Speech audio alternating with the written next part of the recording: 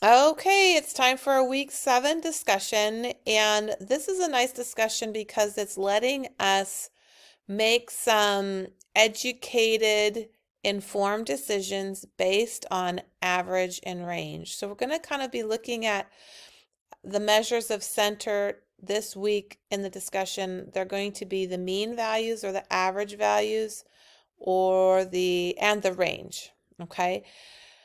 What we're going to do is we're going to look at two employees, Saul and Josie, and the number of sales attributed to each of the employee are found in this table below.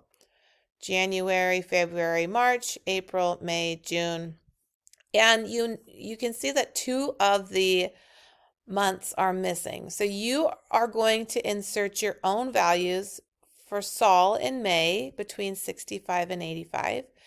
And you're going to insert another value for Josie for April between 65 and 85. Once you have a value like that, we're going to insert it into a table, okay? And I used Excel for mine. Okay, so here's my table here. I copied and pasted it into Excel. I'm using right now Google Sheets, which is the Google version of Excel. It's free. But you can use either Excel or Google Sheets. So the same table is there. I put in 80 and 80 for my values.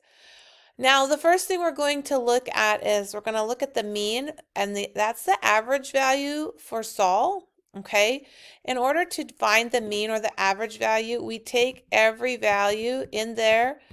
There's 6 of them. We're going to add them up, and then we're going to divide by 6 because the total amount of um, the total numbers that we're dealing with are 6. I have 1, 2, 3, 4, 5, 6. So I'm going to add all these up, divide by 6. Okay, I'm going to do the same for Josie. I'm going to take all of Josie's values. I'm going to add them up, and then I'm going to divide by 6 because that's how many I have. One of the tricks that Google will do for you is it will compute your math for you, much like a calculator. So I can take this whole row right here. I have 74 plus 80 plus 73 plus 81 plus 80 plus 78. I've got them in parentheses to show that I add first and then I divide by 6. I'm going to control copy this, okay? And I'm going to put it into Google. Okay, so this is just your Google search engine, okay? And I'm going to put it right into the search engine just like that. I'm going to hit equals, and there it computes it right for me. So my average is 77.67. So I'll put that here on my spreadsheet, 77.67. Now in Excel and Google Sheets, there are math equations that will compute the mean for you. But I'm just going to show you how to do this with, since you need to show your work, I'm going to show you how to do it with Google Calculator. Again, I'm copying all of this. I'm going to put it up in my search engine. I hit paste and then I hit equals. I get 77.17, and that's the value I'll put in here. Okay, 77.17.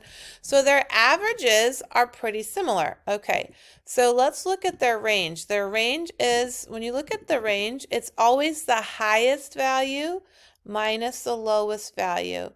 So the range for Saul, in my case, is 81 minus 73. That's the biggest to the smallest. And again, you can put this right into Google Calculator. Oops, I didn't copy it. Let me do it one more time. I can copy that. Then I can put it into my Google Calculator, and it will give me a range of 8. Okay.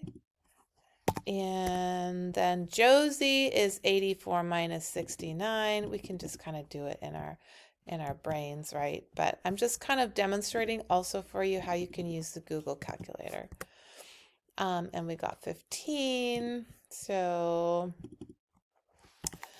Now using this, we're going to start making some decisions, okay? Their averages are similar, their ranges are quite different. So when you're doing this, start to now make some educated conclusions. Who would you hire on for the promotion and why? Um, what was your average? Maybe your average was they were not the same. Maybe your ranges were closer. So your values are going to be different. All of your values will be different. So use your educated conclusion, your problem solving to decide who you would give the promotion to and why.